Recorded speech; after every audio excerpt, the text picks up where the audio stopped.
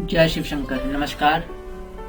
आगे बढ़ने से पहले मैं आपको बताना चाहूँगा, अगर आपने हमारे चैनल को सब्सक्राइब नहीं किया है तो सब्सक्राइब पे बटन पे क्लिक करके हमारे चैनल को सपोर्ट कीजिए, ताकि हम धार्मिक ग्रंथों व हिंदू धर्म से जुड़ी हुई जानकारियों को आप तक पहुंचा सके।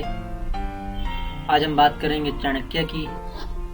चाणक्य ने सुखी और भाग्यशाली मनुष्य के संदर्भ में कहा है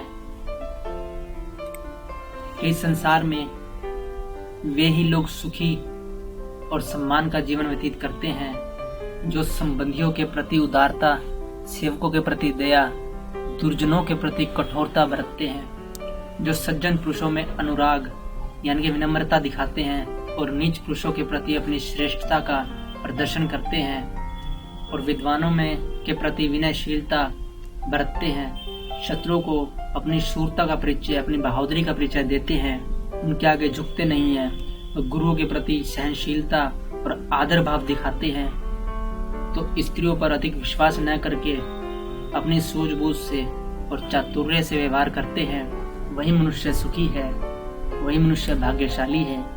जो व्यक्ति धन धान्य के लेन देन में अथवा विद्या व किसी प्रकार के हुनर को सीखने में और खाने पीने के हिसाब किताब में कभी संकोच, कभी शर्म नहीं करते, वे लोग सदैव सुखी रहते हैं, वे भाग्यशाली भी होते हैं। जिसका पुत्र आज्ञाकारी हो और स्त्री पति के अनुकूल आचरण करने वाली हो और पतिव्रता हो, और जिसको प्राप्त धन से ही संतोष हो, ऐसे व्यक्ति के लिए इसी धरती पर ही स्वर्ग है और वह सुखी है।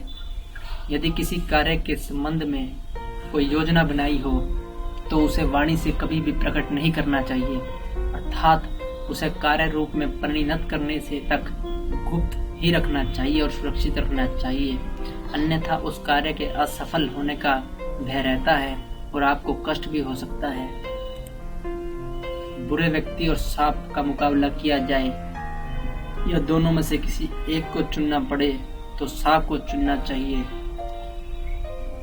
क्योंकि सांप से तो फिर भी आप सतर्क होकर रह सकते हैं, परंतु बुरा व्यक्ति कब धोखा दे दे और आपको हानि पहुंचा दे, इस बात का पता नहीं होता। तो जो व्यक्ति बुरे व्यक्ति से दूर रहता है वह सुखी रहता है और भाग्यवान रहता है। आचार्य ने सागर की तुलना में धीर गंभीर पुरुष को श्रेष्ठ माना है। वे कहते हैं, जिस प्रकार सागर को लोग इतना गंभीर समझते हैं, प्रलय आने पर वह भी अपना मर्यादा भूल जाता है और किनारों को तोड़कर जल थल एक कर देता है, परंतु साधु अथवा श्रेष्ठ पुरुष, श्रेष्ठ व्यक्ति संकटों का पहाड़ टूटने पर भी अपनी श्रेष्ठ मर्यादाओं का, अपनी विनम्रता का कभी भी उल्लंघन नहीं करता, अर्थात अपनी सीमा में रहता है, वही मनुष्य श्रेष्ठ है। अपनी सीमा अर्थात आय से अधिक साधनों की उपेक्षा करके अंधाधुंध खर्च करने वाला, सहायकों के न होने पर भी दूसरों से झगड़ा करने वाला, और सभी स्त्रियों, बाला, युवती, वृद्ध, स्वस्थ, अस्वस्थ, सुंदरी, असुंदरी, उच्च वर्ग तथा निम्न वर्ग की स्त्री से संभोग करने वाला व्यक्ति शीघ्र ही नष्ट हो जाता है, पतन के मार्ग पर चला जाता है। अतः मनुष्य को चाहिए कि इन सभी बुराइयों से दूर रहे और अपनी सीमा में रहे, तभी वह सुखी और खुशहाल हो सकता है। आशा करते हैं आप चाणक्य के इन विचारों से आपको अपने जीवन में परिवर्तन लाने में अवश्य सहायता मिलेगी। प्लीज़ हमारे चैनल को सब्सक्राइब कीजिए। जय शिव शंकर। धन्यवाद।